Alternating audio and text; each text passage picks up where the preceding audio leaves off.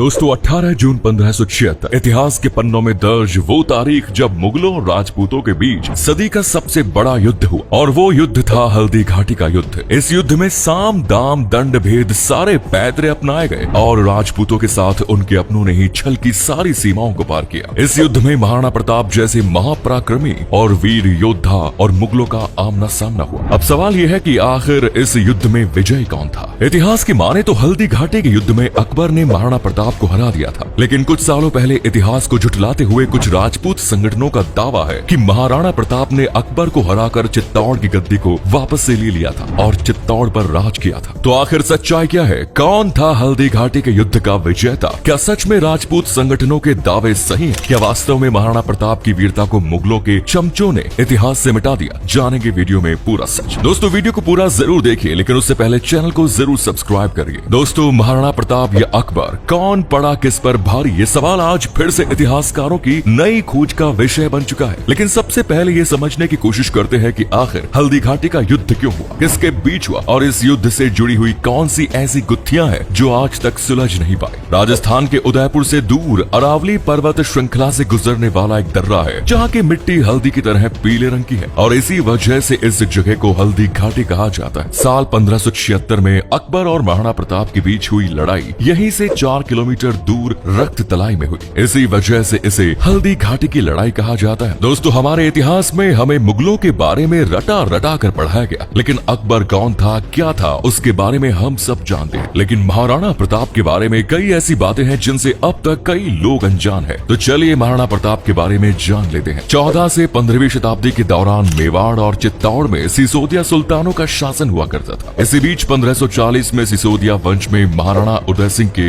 यहाँ महाराणा प्रताप का जन्म हुआ। महाराणा प्रताप अपने पिता उदय सिंह के बड़े बेटे थे। इनके अलावा उनके एक सौतेले भाई भी थे जिनका नाम था जगमाल सिंह, जो उनके पिता की दूसरी पत्नी रानी धीर भाई के बेटे थे। अपनी दूसरी पत्नी से ज्यादा प्रेम के कारण उदय सिंह जगमाल सिंह को राजा बनाना चाहते थे, लेकिन सिसोदिया सुल्तान महाराणा प्रताप को ही सिसोदिया वंश की गद्दी के काबिल समझते थे। 1572 में राणा उदय सिंह की मृत्यु के बाद ग्वालियर के राम सिंह और महाराणा प्रताप के नाना अखिराज सोनगरा ने महाराणा प्रताप का राज्याभिषेक किया और सिसोदिया वंश के नए राजा महाराणा प्रताप बने। लेकिन महाराणा प्रताप को गद्दी की सत्ता मिलने से जगमाल के भीतर जो नफरत का बीज अंकुर बनकर फूटा, उसका फायदा मुगल शासकों ने उठाया और चित्तौड़ के किले पर फतह हासिल कर ली। बात करें मुगलों से युद्ध लड़ने की, तो मुगलों के शासन और मेवाड़ के सिसोदिया और राजाओं के बीच की लड़ाई लगातार 3 पीढ़ियों से चल रही थी। महाराणा प्रताप के दादाजी राणा सांगा ने मुगल वंश के संस्थापक बाबर से खानवा के मैदान में युद्ध लड़ा और उन्हें हार का सामना करना पड़ा। इसके बाद महाराणा प्रताप के पिता उदय सिंह का सामना चित्तौड़ की लड़ाई में अकबर के साथ हुआ, जिसमें भी उन्हें हार का सामना करना पड़ा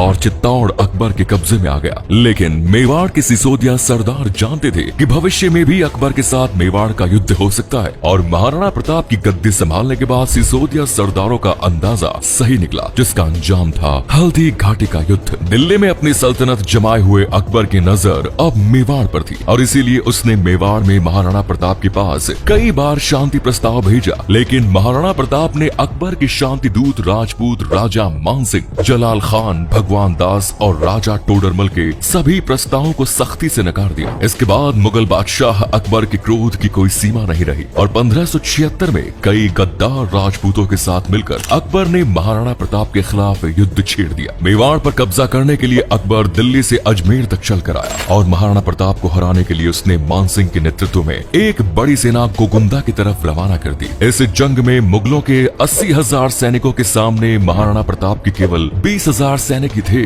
और मुगलों का उद्देश्य था गोगुंदा के किले पर कब्जा करना। हकीम खान के साथ महाराणा प्रताप ने अपने युद्ध परिषद में मुगलों के खिलाफ रणनीति बनाई और तय हुआ कि ये युद्ध मोलेला और लौशिंग के बीच बनी हुई हल्दी घाटी में लड़ा जाएगा, क्योंकि मेवाड़ के पास कम सैनिक थे और अगर मेवाड़ के सैनिक हल्दी घाटी के दर्रे में युद्ध करेंगे तो उनके जीतने की उम्मीदें बढ़ सकती हैं, क्योंकि ये रास्ता इतना सकरा था कि यहाँ से 2 गाड़ियां भी एक साथ नहीं निकल सकती थी। इस युद्ध में महाराणा प्रताप के साथ अफगान मूल के हकीम खान और सैयद हाशिम झाला बीड़ा और ग्वालियर के राम सिंह तंवर युद्ध का नेतृत्व कर रहे थे और महाराणा प्रताप अपने घोड़े चेतक पर बैठकर युद्ध की रणनीतियां बना रहे थे। महाराणा प्रताप के युद्ध कौशल की वजह से ही सिसोदिया सुल्तानों ने उन्हें सिसोदिया राजवंश का राजा बनाने का फैसला लिया और हल्दी घाटी युद्ध में ये बात बात पूरी तरीके से सटीक बैठ गई कि वास्तव में महाराणा प्रताप की युद्ध नीतियां सर्वश्रेष्ठ थी, क्योंकि जिस समय मेवाड़ की सेना का खमनोर में शाही सेना मुगलों के साथ आमना सामना हुआ, उस समय मेवाड़ की सेना पहाड़ी पर मौजूद थी। राजपूतों का युद्ध नियम बताता है कि अगर आपकी सेना दुश्मन से ऊंचाई पर है तो आपकी ताकत 10 गुना ज्यादा बढ़ जाती है, और यही 10 गुना ज्यादा ताकत थी महाराणा प्रताप के पास। इस समय मेवाड़ की सेना ने मुगलों पर इतना जबरदस्त हमला किया कि उनके पैर उखड़ गए और उन्हें छठी का दूध याद आ गया। इस समय महाराणा प्रताप ने इस मौके का फायदा उठाने के लिए अपनी सेना को पहाड़ से उतरने का आदेश दिया ताकि मुगलों की सेना को भगा भगा कर मार सके। लेकिन ग्वालियर के राम सिंह तंवर ने उन्हें सुझाव दिया कि अगर मैदानी इलाके में मेवाड़ और मुगलों का युद्ध हुआ तो उनका हारना तय होगा, और राम सिंह का अंदेशा सही साबित हुआ। मैदानी इलाके में जाते ही मुगलों की सेना मेवाड़ की सेना पर भारी पड़ने लगी, और मुगलों के सेनापति मान सिंह को मारने के बाद भी महाराणा प्रताप की हार की उम्मीदें बढ़ती गईं। इस समय मुगलों के लिए महाराणा प्रताप को पहचानना बहुत आसान होता था, क्योंकि उनके मुकुट पर राजसी छतरी लगी हुई थी। लेकिन उनके साथ युद्ध का नेतृत्व करने वाले झाला बीदा ने उनसी छतरी ले ली और उसे अपने सर पर पहन लिया, जिसकी वजह से मुगल सैनिकों ने महाराणा प्रताप की जगह झाला बीदा को अपना निशाना बनाया और जैसे तैसे करके महाराणा प्रताप को जंग के मैदान से सुरक्षित बाहर निकाल दिया। लेकिन इस जंग में उनकी आधी से ज्यादा सेना मारी गई, और न केवल चित्तौड़ बल्कि मेवाड़ का बचा हुआ इलाका भी उनके हाथ से फिसल गया। लेकिन ये कहानी का अंत बिल्कुल नहीं था, क्योंकि इसके बाद महाराणा प्रताप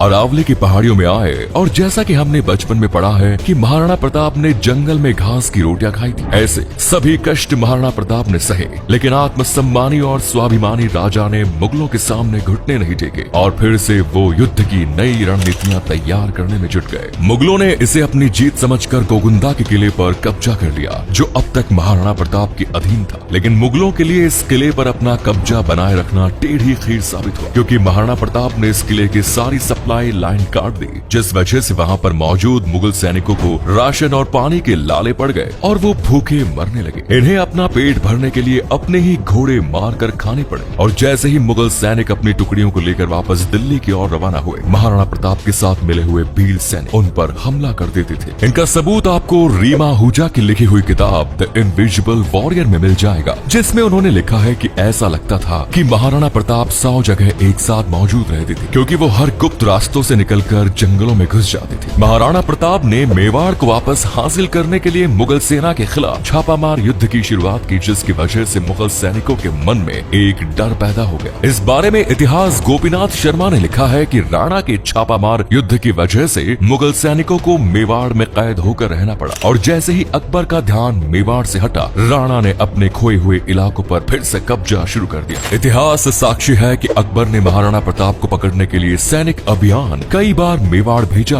उसने एड़ी चोटी का जोर लगा दिया, लेकिन ऐसे शूरवीर पराक्रमी राजा को पकड़ने का मुगल बादशाह का ये सपना ही बनकर रह गया। हल्दी घाटी के युद्ध में 6 साल के अंदर ही महाराणा प्रताप ने भामा शाह की मदद से 40,000 नए घुड़सवारों को अपने साथ मिलाया और एक नई सेना तैयार की। इसके बाद महाराणा प्रताप ने अपने बेटे अमर सिंह के साथ 1582 में मेवाड़ की सेना के साथ मिलकर दिवेर के मुगल थाने पर हमला किया, और इस बार मुगलों की ईंट से ईंट बजा दी। देखते ही देखते महाराणा प्रताप ने कुंभलगढ़, गोगुंदा और उदयपुर को वापस अपने कब्जे में ले लिया। ऐसे में सवाल उठता है कि वास्तव में हल्दी घाटी के युद्ध में महाराणा प्रताप पर अकबर के सैनिक भारी पड़े थे, या फिर अकबर की सेना को महाराणा प्रताप ने हराया था। इस सवाल के जवाब के लिए इतिहास के पन्ने टटोलने के बाद हमें कई सबूत मिले कि आखिर किस तरह से मुगलों की चमचागिरी करने वाले लेखकों ने महाराणा प्रताप जैसे वीरता को इतिहास से गायब कर दिया, और हिंदुस्तान को बर्बाद करने वाले मुगलों के अय्याश शासक अकबर को महान बता दिया। हल्दी घाटी के युद्ध में विजय कौन था, इस बात की पुष्टि करने के लिए झाला बीड़ा, जो कि महाराणा प्रताप के नेतृत्व में मेवाड़ की तरफ से युद्ध लड़ रहे थे, उनके वंशज और मेवाड़ के इतिहास पर अध्ययन कर रहे अभिजीत सिंह झाला ने एक इंटरव्यू के दौरान बताया कि हल्दी घाटी के युद्ध में लोग अकबर को जीता हुआ इसलिए बताते हैं क्योंकि उन्हें बताया गया कि महाराणा प्रताप युद्ध क्षेत्र से भाग गए थे। लेकिन वास्तव में महाराणा प्रताप गए ही नहीं, बल्कि उनके सैनिकों द्वारा उन्हें भेजा गया ताकि वो फिर से नई रणनीति के साथ युद्ध के लिए तैयारी कर सके, और जिसे लोग हल्दी घाटी के युद्ध का अंत समझते हैं। वास्तव में वो युद्ध का अंत नहीं था, क्योंकि उसके बाद महाराणा प्रताप ने असल में गोरिल्ला युद्ध शुरू किया और अपने तमाम क्षेत्र हासिल किए।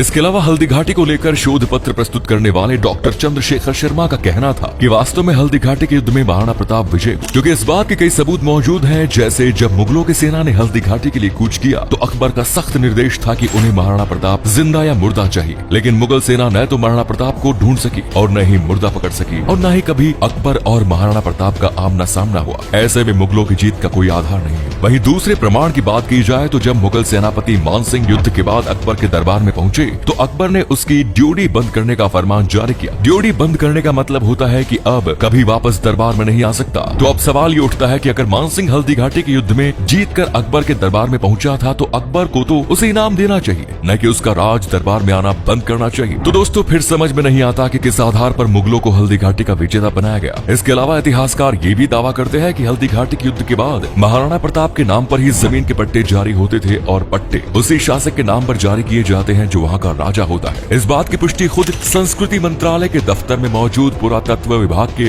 लोगों ने की है। हल्दी घाटी के युद्ध में भले ही मुगल सेना पहले पड़ाव में मेवाड़ से जीत गई, लेकिन कुछ सालों बाद महाराणा प्रताप ने कुंभलगढ़ समेत तमाम क्षेत्रों पर वापस अधिकार हासिल कर लिया। ऐसे में मुगलों को हल्दी घाटी का विजेता कैसे बताया जा सकता है? इसीलिए राजस्थान के राजपूत संगठन बार बार ये दावा करते हैं कि मेवाड़ ने कभी मुगलों के सामने हार नहीं मानी और हल्दी घाटी के असल विजेता महाराणा प्रताप ही थे। आपको बता दें कि राजस्थान के कुछ राजपूत संगठनों ने राजस्थान के मुख्यमंत्री को एक पत्र लिखकर ये गुहार लगाई कि भारतीय पुरातत्व विभाग के अधीन आने वाली राजस्थान की साइट रक्त तलाई से वो तख्तियां हटाई जाए जिसमें यह दर्ज है कि हल्दी घाटी के युद्ध में महाराणा प्रताप अकबर से हार गए। अपनी बात की पुष्टि करते हुए इतिहासकारों और राजपूत संगठनों ने यह तर्क दिया कि हल्दी घाटी के युद्ध के बाद महाराणा प्रताप ने जमीनों के पट्टे जारी किए, लेकिन अगर महाराणा प्रताप हल्दी घाटी का युद्ध हार गए होते तो वो पट्टे जारी कैसे करते? इसका परिणाम आने के बाद उन तथ्यों पर से मुगलों की जीत की ये जगह महाराणा प्रताप की जीत का नाम दर्ज किया गया, जो प्रमाण आज भी वहाँ है। मेवाड़ पर अपना कब्जा करने के 11 साल बाद महाराणा प्रताप का निधन हो गया और जब महाराणा प्रताप की मौत की खबर आई और अकबर को पता चली तो उसने भी महाराणा प्रताप को एक वीर योद्धा कहकर बुलाया। उम्मीद करते हैं अब आप समझ गए होंगे कि वास्तव में हल्दी घाटी के युद्ध का विजेता कौन था। किस तरह से इतिहास ने हमें तोड़ मरोड़ कर मुगलों की वीरता का शंखनाद सुनाया है। इतिहास के पन्नों पर से किस तरह महाराणा प्रताप जैसे शूरवीर और पराक्रमी राजाओं का नाम गायब कर दिया गया। अगर आप भी मानते हैं कि महाराणा प्रताप हल्दी घाटी की विजेता है तो कमेंट सेक्शन में जरूर बताएं और चैनल को जरूर सब्सक्राइब करें। धन्यवाद।